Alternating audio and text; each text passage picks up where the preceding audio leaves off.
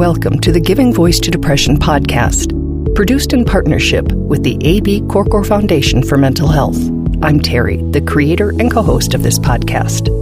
I've lived with depression most of my life, and I know how easy it can be to feel all alone in the experience. I'm not alone, and you aren't either. And I'm Dr. Anita Sands, a licensed clinical psychologist and life coach with a number of my own diagnoses, all of which bring a certain amount of anxiety and depression along with them. There is great power in shared experiences. We share our own as we engage in intimate and candid conversations with our weekly guests, exploring different perspectives on and experiences with depression. We keep it real because depression is real. We keep it hopeful because there truly is hope, in spite of what depression tells you. Hello, Anita. Hi, Terry. Today, we're going to do a deep dive into one of the main reasons that people who suffer with depression do not get help. We named this episode, You Don't Have Depression, and You Always Will, because those are two of the common lies that depression tells us. And if you think of depression as an enemy that's trying to defeat us, convincing us of those two things is a brilliant move on its part. Because if we don't think we have depression, then we believe that we're just uniquely flawed, broken, and weak, instead of valuable humans with a common and treatable illness. That's doubly true when you pile on another one of depression's powerful lies that we're always going to feel the way that we do when we are in the grips of depression. Because then, especially given our limited energy, what's the point of doing anything to try to feel better or think better? Our guest, Barry Winbolt, has experienced depression himself, supported a partner who has had very serious bouts of depression, and as a psychotherapist, he has worked with people with depression for decades. He has coined the phrase, the logic of depression, to explain why somebody who's depressed, quote, will tenaciously cling to a negative view of the world or interpretation of events, even though there is plenty of evidence to the contrary, unquote. Here now is Barry Winbolt giving his voice to depression.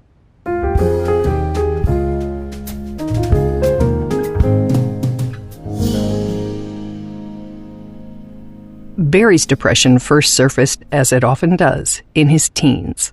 That went off and on probably till I was in my second part of my 30s. I was over 35. And, I'd soldiered on. I'd started businesses. I was doing okay in life, young family and all of that. But I wasn't a bundle of fun to live with some of the time. And my attitude to that was, well, I know how to deal with this. I know that I'm not particularly fun to be around at the moment, but I'm not complaining to you. I'm just miserable, and so leave me to get on with it. And above all, don't try and make me better, because that just winds me up. It drives me mad with people, doing all the things they might do, either cutting off from me or saying, cheer up or whatever, In his personal experience, studies, and professional practice, Barry has found that trying to persuade someone who's depressed that their view of themselves and the world could change is usually a waste of time. Like anybody who's lived or worked with anybody who's suffering from depression, I got pretty frustrated, I have to say, with the kind of distorted logic that people would be expressing themselves through. Well, yes, I could go out and get a job, but what's the point? Because I'll just get depressed again and then I won't be able to keep the job up. And I used to say things like, well, do you think that you're the only person who has these, how do you think you're different from me, for example, or from the next person who doesn't want to go to work one day? What is it? I genuinely wanted to understand what is, and I still don't, what is it that stops the person who is suffering from depression from doing stuff? Obviously, there are degrees of depression. Barry makes clear he's not directing this advice or information at people on the deeply depressed end of the spectrum. For the rest of us, though, this information could be really helpful because we all know where believing depression's lies leads us, and it's not good. So I can be fairly direct with people on the basis that if something's harming you, you need to stop it. Don't wait for this just to lift. You might have to do something like change some aspect of your life. But if you've got this false logic telling you all the time that it's not going to work, or that you're not worth it, or that you've had a hard childhood, which undoubtedly many people have, and I'm not denying that, but is that sufficient justification to keep ruining your life now when there are options open to you? And now, speaking to you now, that might sound a little bit hardline, and of course I'm not that blunt with people, but I am pretty direct, because if somebody is desperate, and they've very often been through this with other therapists and counsellors, and very often had a disappointing experience, they don't come to me to do more of the same, and I talk to them in those terms. That false logic, research finds, is the distinguishing factor between people who stay depressed and those who don't. How we view the world and explain things to ourselves is a key factor in whether we accept or reject depression's lies. The name for the thinking style that comes with depression and discourages us from taking action and getting help is called attributional or explanatory style, and it includes the 3 Ps. If somebody has an attributional style that is personal, pervasive, and permanent, they are more vulnerable to the effects of depressive thinking and more vulnerable to depression. So, what does it mean? It means I fail an exam. That's personal. I failed the exam, therefore I'm to blame. That's my fault. Many people wouldn't disagree with that. Nothing wrong with that. But when you then add to that, it's pervasive. This isn't restricted to this one exam or even to exams in general. This is restricted to life. It means anything I try is likely to fail. And we then compound that by coming up with stories about confidence and self-esteem and all that, fed by very vociferous media, I have to say. So, is it helpful to believe you don't have confidence? Is it helpful to believe you're depressed? That's an open question, but I'll qualify those things. It's certainly not helpful if it's stopping you moving forward in your life.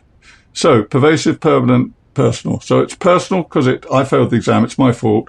It's pervasive because it affects all areas of my life, not just through one exam. It's permanent because it won't change. Because this is how I am. This is part of me. When the symptoms become part of us, they're harder to tackle. It may sound a bit academic, but we're going to ask you to trust us and stick with this. Because noticing our thought patterns and using that awareness to challenge and change them can make a difference, which is why we're doing this episode. Take the failed exam, for example. Think of how different this approach would sound and feel. In contrast with that, somebody who doesn't have the same negative attributional style might fail the exam and think, it's not personal in that it's not part of me. It's just something I did, which was stupid. I didn't work hard enough. So, yeah, I beat myself up. Yes, I failed, but I don't slide into a worse place because I know that I've just got to do better in future. But, it doesn't dictate the rest of my life. So likewise, it isn't permanent. It's localized to just that event. And therefore, I can do something about it. I have control. And finally, it's not global. It doesn't relate to all areas of my life. Because I failed an exam doesn't mean I'm a bad person or I'm an incapable person. The negative thought snowball rolling down the hill is stalled. It doesn't have the momentum to keep going and growing. Now, if you apply that to depressive thinking, I'm suffering from depression. And by the way, who told me I'm depressed? That's always a question I'm going to ask people. Because there's no such thing as single entity of depression. Every form of depression is different in every person. We all experience it differently. So, there's some global characteristics, but let's find out first, for me, to find out from the client what they mean when they use that word and where they learnt the word, because quite often it's been handed to them by somebody, by a professional, with good intent, well-meaning, of course, but it's not good when it becomes part of your identity, when it becomes a label you carry around with you. So I'm wondering what we do. So what if we notice that in ourselves? What if we hear that in someone we love or are involved with in some way who's saying, I blank, so I'm a loser, I don't have worth, I'm all the things that we consider our depression to tell us. Maybe we're telling us, how do we change that? How do we challenge that? How do we get out of that habit, Right. if that's what it is? That's a really good question, because I don't think I would ever believe or think that somebody is telling themselves that. I externalize the depression at that point. I say, look, the depression is telling you this. The depression is like, to use a metaphor, the depression is like a virus. Now, what does a virus want to do? We've got visible evidence of that recently, haven't we? A virus wants to self-propagate. It wants to produce more of itself. It wants to self-perpetuate. It wants to get stronger. And if you think about depression like that, it becomes your adversary. You think, okay, what is this doing to me that it wants to limit? Anxiety works in a similar way. It wants to limit, it wants to take over so that, it doesn't want us to prove it wrong. One way depression does that, Barry says, is by speaking to us in a way that persuades us that listening to it is our best course of action. Barry teaches his clients 3 things to do to shut it up and shut it down. The first is to challenge it. So when we have a thought that says, I'm worthless, well, show me the evidence. I have an exercise for that. I get people to daily write down the successes they've had that day in their life, because clearly they're not worthless. I mean, clearly that's a lie. Nobody's worthless. How can that be true? So why would you be going along with that thought? But one will go along with that thought unless one has learned how to push back a bit and shut it down and stop it taking you over. It is a battle for territory in a way. I don't like, warlike metaphors, but in a way it is. It creeps in and it wants to colonize your mind. And if you let it, it will. So obviously there has to be a bit of pushback. The second way is to acknowledge the negative thoughts. And in Barry's words, get on with what you're going to do anyway. He offers the example of a client with a very abusive family history that left her traumatized and unable to exercise, which is affecting her health. She knows she should get back to exercise, but she's got a whole set of stories about why she can't. And so our conversation was about, I understand and validate your stories. I'm not denying them for a moment, but how about if you did it anyway? How about, despite those stories, you made it your task, your mission, your whatever, for the next week to walk twice a day for 15 to 20 minutes. And you make a commitment to yourself to do that. Because we know that exercise benefits, but because that will show the person in their own mind that they can do something different and that they can start to change the pattern that's been dominating their life. It will show us that we can do something different and that we can start to change the patterns that have been dominating our lives, which will also boost our self-beliefs and self-esteem. But if you can find these little incremental things that you can do to empower yourself to push back, then it will certainly lift, because depression cannot coexist with other stuff, more positive stuff. It just can't. And the third thing Barry says we can do is learn to coexist with depression. Something I learned very powerfully when my late wife died after a long illness several years ago. And, I was undoubtedly not in a good place at that time, but I still had to carry out my responsibilities, which meant school runs, meals, and running a home and all the rest of it. So I was lost totally, but I compartmentalized it, and I was able to therefore say, I'm not getting rid of this bad feeling, but I'm just not doing it right now. It's beside me, it's with me, I'm carrying it around. I've got quite enough to get on with without worrying about that. And I'll do my stuff, but I know that I can go back into that if I need a bit of doom and gloom and a bit of self-pity or a bit of real sadness or a bit of appreciation of what I've lost or whatever else I need to feel, deep sadness and just unexplainable pain, then I can go and do that. But there's a special place for it. Barry acknowledges that all of this can be hard to hear and do when we're really in it. For those times, he says, you don't have to see the light at the end of the tunnel, but you do have to know it's there and that you can someday get to it. But the essential point I just want to leave it on is I love talking about this topic. I get very frustrated that it isn't more. Depression is one of the most studied conditions of human existence. So what's going on? That we haven't cracked it yet. Yeah. But I do think the mystery ingredient from successfully moving on isn't as simple as somebody like me saying. It's very much down to the individual finding the magic key themselves in some way. And that often happens in therapy, but I'm sure it happens as well without therapy. When you said a missing piece is, I believe you used the word conversation. In my experience doing this now, this is my 7th year, I think that being able to tell your story, being able to have someone hold it and make space for it and to not judge it. And you do this as a therapist. I'm not a therapist, but I think there's something in being heard and being understood and being believed that is really healing, because otherwise it's sort of the, what have you got to be sad about nonsense that we hear all the time. Yeah, absolutely. Do you know, I would say that, 60, 70% of my work in a session is about normalizing and reframing. It's about saying, oh, you have that too. Oh, it's not some terribly scary thing. This is part of the human condition. Yes. And then what are we going to do about it? Because that's really what it's about, isn't it? If people come into me, and I can hear when the needle goes in the groove, to use old technology as a metaphor, I can hear they've told that story 50,000 times before to themselves and others. When that needle goes in the groove, I don't want to hear that story. So interesting. You're just rehearsing and reinforcing everything you've said before. And it's not harming me, but it's reinforcing it in your own mind. Find a different, if there's one thing we can change, it's the narrative of our lives, which comes back to attributional style.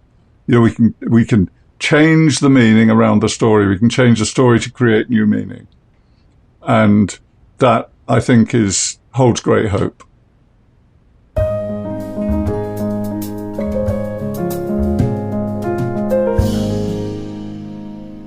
So, Anita, for me, this is one of those episodes that I realize you sort of have to be in the mood to accept its messages. And when I did the interview, to be really honest, I was so there. I was like, yes, this is helpful. This is good. I can use this information. And then in the weeks between then and now, I just was not. And I found myself thinking that wasn't the time for me to produce the episode and put it together, because I was unable to get the distance that I needed to actually challenge some of my thoughts and habits. I am feeling more myself now. And once again, I'm back to seeing the value in Barry's teachings. And also, I have used them in real life, in real time. And one of the things that I have said to myself aloud is, hey, what if we do it anyway, Terry? I know you don't feel like taking that walk. I know you don't feel like getting out of bed, whatever it is. What if we do it anyway? Mm-hmm. And then this weekend, I was able to use it again. I was in a record store, there aren't a lot of those around anymore, with someone who struggles a lot. And I told him the metaphor that Barry uses about when your needle gets stuck in the groove and you are just repeating what you have always repeated, both to yourself and to other people, and how non-productive that is. And it led to a really interesting conversation. So I just want to acknowledge that there are so many ways that this information is not just listen to it once for 20 minutes and put it aside kind of information. I think that you can sort of let it seep in a little bit in our psychic sponge and see if there isn't a time that some of these concepts come back to us and are useful. Yeah, to me, this is one of those episodes that I would probably tell people to come back to, maybe every month, every other month, and see what is resonating. I think the information in here is just priceless. It's the stuff that as a therapist, you're really hoping at some point will, the light bulb will turn on, it will stick. It's this idea, that depression just doesn't want anything to change, period. this idea that he brought up, we externalize it, as this virus, as something that's trying to perpetuate itself. It's trying to control you, so that then you can challenge it. That whole question of, what if you did it anyway is brilliant and can just lead to you doing something, anything different. That's what we're always saying. Do something, anything different. And then this idea that sometimes you live with it. Sometimes you work with it. With anything chronic, illness, anxiety, depression, you sometimes have to go through life like you're in a 3-legged race. You got to put your arm around this thing. You don't have to like it, but you have to put your arm around it and you have to say, okay, I'm going to move forward with you. We might go more slowly, but we're going. Well, come on, we're going. We're not going to try to get rid of it all the time. Sometimes we're going to challenge it. We're going to try to leave it behind. We're going to try to diminish it. Sometimes we're going to put our arm around it and say, come on, we're going together. There's just really, really good stuff here. It's the good stuff. And we did a different episode a couple of years ago about absolutist language, which was called The Language of Depression. Mm-hmm. And this information is different than, but very similar to, some of what that researcher was talking about. And that's when we start thinking in or hearing someone speaking in those totally black and white phrases that have no room for gray or for subtleties, that it's, I will always be alone. I will always have depression. Everyone thinks I'm stupid or a burden or whatever. And just that whole list of words that just have no give, and that thinking and speaking also indicates and perpetuates a depressive state. Mm-hmm. Once you learn the ways to analyze your own self-talk and your thought process, it gets harder for depression to stay. And that's the whole point.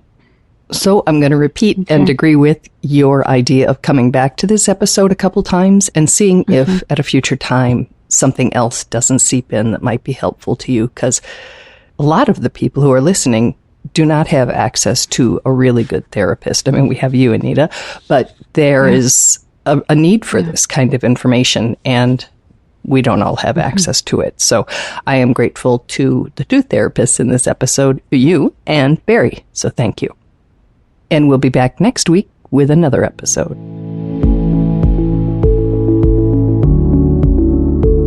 We truly hope that our podcast brings a little more understanding, helps you better articulate and reflect on your own experience with depression, or better understand how to support someone else who is struggling. If this episode has been of comfort or value to you, know that there are hundreds of others like it in our archive, which you can easily find at our website, givingvoicetodepression.com. And remember, if you're struggling, speak up, even if it's hard. If someone else is struggling, take the time to listen.